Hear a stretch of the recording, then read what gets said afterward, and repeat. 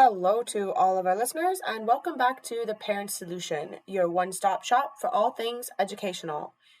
I'm your host, Kimberly, and today I'm talking about an old Latin term, Loco Parentis.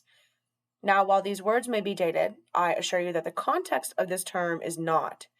Neither is its usage. It's actually the foundation on which our current public and private schooling system is built.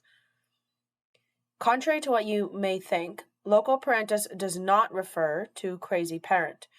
Loco parentis is a legal term that refers to power, and particularly who has it.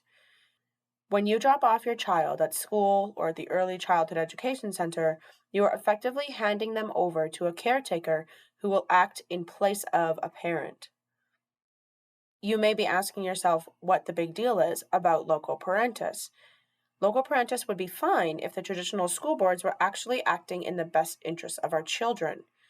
Unfortunately, they are not. And this is nothing new. The main function of these school boards is not to classically educate your child with teaching reading, writing, math, and other life skills. The primary function of these government-regulated institutions is to fit children into the socially acceptable idea of society. Whatever your opinion of the public education system, it cannot be denied that children are being taught to think about topics in a way that best fits government ideals, specifically liberal ideologies and concepts. And if your child thinks critically against certain social trends or reforms, they will be corrected, criticized, and possibly even shamed for their thinking, whether that is by an educator or by another child. The problem that I see here is quite simple. The original standard of loco parentis, a teacher being held responsible to do their best to teach and care for children with the same sacredness and compassion as the child's own parents, is no longer in effect. With the recent strike in Ontario involving educators, custodians, and school administrators, you have to wonder just how much of this is for the students' benefit. And not many people seem to be paying attention to the fact that yet again, another school year has been disrupted.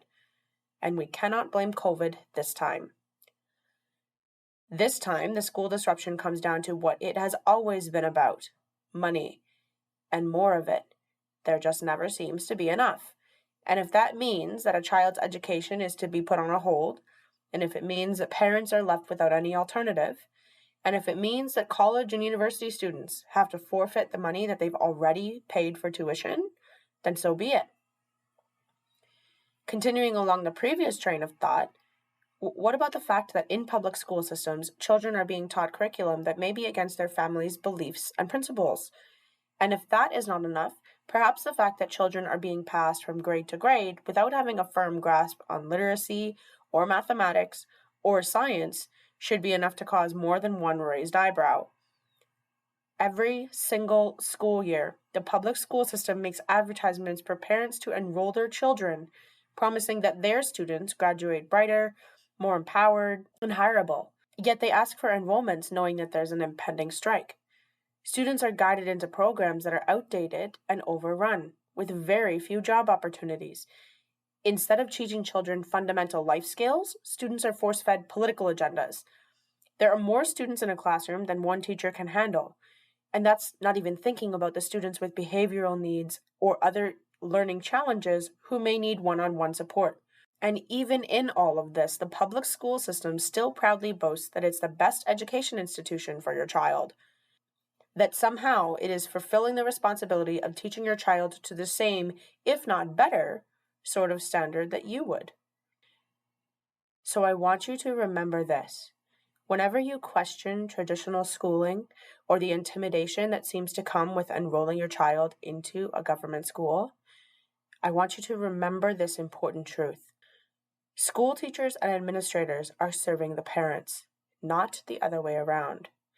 You, as a caretaker or a guardian or a parent, have every right to dig into what your child is learning and to question it, to decide for yourself and for your child if what they are learning is age-appropriate and conducive to them. The school curriculum is a one-size-fits-all idea which has stopped it from being a plausible solution, especially in today's day and age. One size does not fit all because each child is different. Each child has different strengths and weaknesses.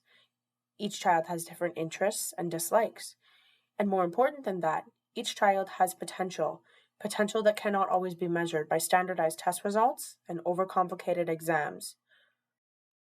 Now, if you're wondering about Loco Parentis and how exactly that might be able to be changed, you can have this revoked for your child at school. There is some paperwork involved, but it's definitely an option. But regardless, you know which adult in your child's life has the best glimpse and understanding of their child's potential? You. You, as their primary caregiver, has the most knowledgeable idea of your child's potential. Fight for it, because every child needs someone who's truly on their side, someone who truly has their best interests at heart. If you have any comments or questions either about this issue or others that have come up for you, you can always find me on social media.